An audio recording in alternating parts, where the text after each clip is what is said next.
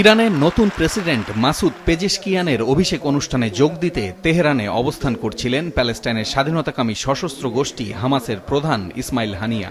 গতকালের ওই অনুষ্ঠানে বেশ হাস্যোজ্জ্বলও দেখা গেছে তাকে। আজ ইরানের রাষ্ট্রীয় টেলিভিশনের খবরে বলা হয়, তেহরানে এক হামলায় নিহত হয়েছেন হানিয়া। ইরানের ইসলামিক রেভলিউশনারি গার্ড জানায়, প্রেসিডেন্টের অভিষেক অনুষ্ঠানে যোগদানের পর যে ভবনে অবস্থান করছিলেন তাতে হামলা চালানো হলে হানিয়া এবং তার এক দেহরক্ষী নিহত হয়। তবে কিভাবে হামলা চালানো হয়েছে তা জানানো হয়নি। হানিয়ার মৃত্যুর ঘটনায় শোক জানিয়ে হত্যাকাণ্ডের সুষ্ঠু তদন্তের আশ্বাস দিয়েছে তেহরান। এক বিবৃতিতে হানিয়ার মৃত্যুর বিষয়টি নিশ্চিত করে এর জন্য ইসরায়েলকে দায়ী করেছে হামাস।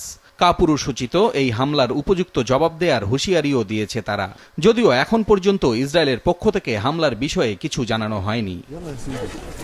ইসমাইল হানিয়া হামাসের রাজনৈতিক শাখার প্রধানের পদে থাকলেও তাকেই এই গোষ্ঠীর শীর্ষ নেতা হিসেবে দেখা হয়। দীর্ঘদিন ধরেই কাতারের রাজধানী দোহায় অবস্থান করছিলেন তিনি।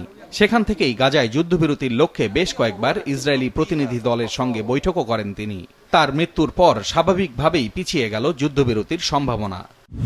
ইসমাইল হানিয়ার মৃত্যুর পর আরেক সিনিয়র নেতা ইয়াহিয়া সিনওয়ারকে হামাসের পরবর্তী প্রধান হিসেবে দেখা যেতে পারে। এদিকে লেবাননের রাজধানী বৈরুতে ইসরায়েলি হামলায় সশস্ত্র গোষ্ঠী হিজবুল্লাহর সিনিয়র কমান্ডার ফুয়াদ শুকরকে হত্যার দাবি করেছে তেল আবিব। যদিও হিজবুল্লাহর পক্ষ থেকে বিষয়টি নিশ্চিত করা হয়নি। এর আগে সন্ত্রাসী কর্মকাণ্ডের অভিযোগে ফুয়াদ শুকরের বিষয়ে যে কোনো তথ্যের জন্য 50 লাখ মার্কিন ডলার পুরস্কার ঘোষণা করেছিল যুক্তরাষ্ট্র। পলাশ রঞ্জন রায়, মাছরাঙা নিউজ ডেস্ক।